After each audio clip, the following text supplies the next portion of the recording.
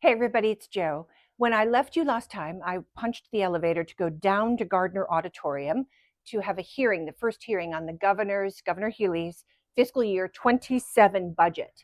This is it right here. And so we had that hearing. The fiscal year 27 budget is a $63 billion proposal, but it didn't just start yesterday. Let me take you back.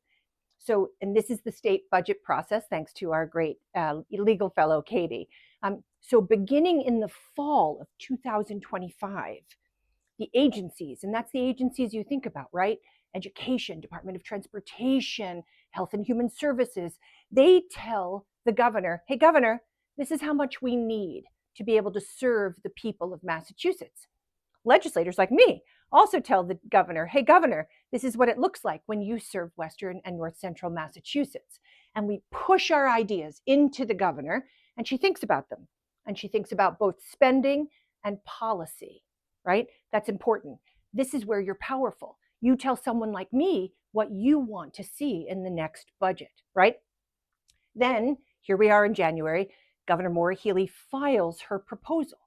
Now, just like the federal government, it's a nice to have proposal, but then we go on and we think about it together, both the House and the Senate. I'm the vice chair of Senate Ways and Means, and that means I think about it a lot. And we have 8 hearings on the budget. One yesterday kicks off, and we speak with the governor and the administration and finance. That's a guy named Matt Gorkowitz, secretary. And we speak to the constitutional officers like our rock star attorney general and our really terrific inspector general and more.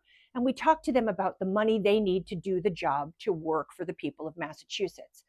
But we don't stop there. Then we take the show on the road and we go to 6 other locations in different parts of the Commonwealth. You may know that I've hosted hearings for the last 3 years because I've been in leadership in Ways and Means.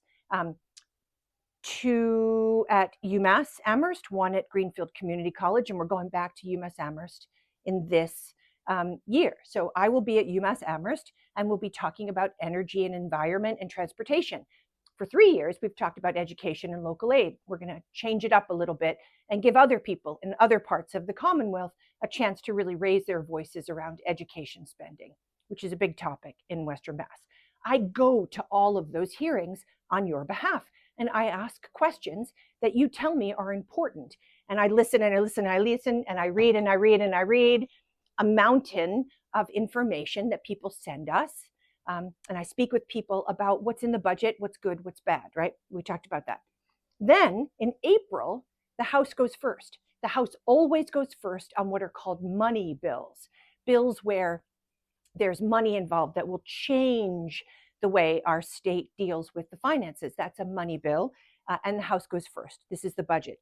Then in May, the Senate goes, and we go through a period of preparing a budget that's the Senate's proposal.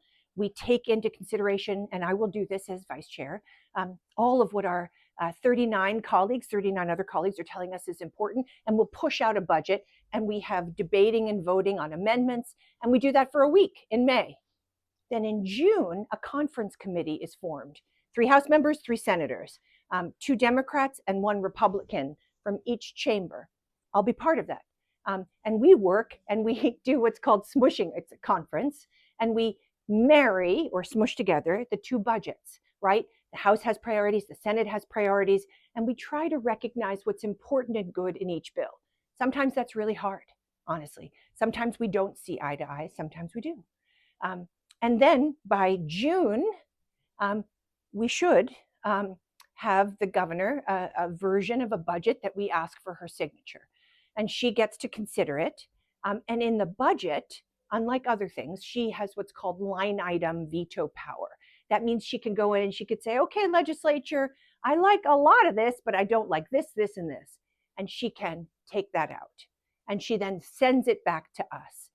And we can consider what to do, including saying yes or no to her proposal, and including overriding or deciding not to override some of her vetoes. So that's it. And all along the way, you are powerful. You tell us what should be in the governor's budget. We do that as well to the governor. She files a budget, and then we look at it together, and you tell us what's important. And then your House colleagues, my House colleagues, the folks who represent you, get to go in April. You talk to them, you talk to me for May, and then you'll talk to me also all the way during conference to try to influence the outcome. So friends, that's it for me. That's the budget primer. We're off to the races. I'll be there with you every step of the way. Thanks so much.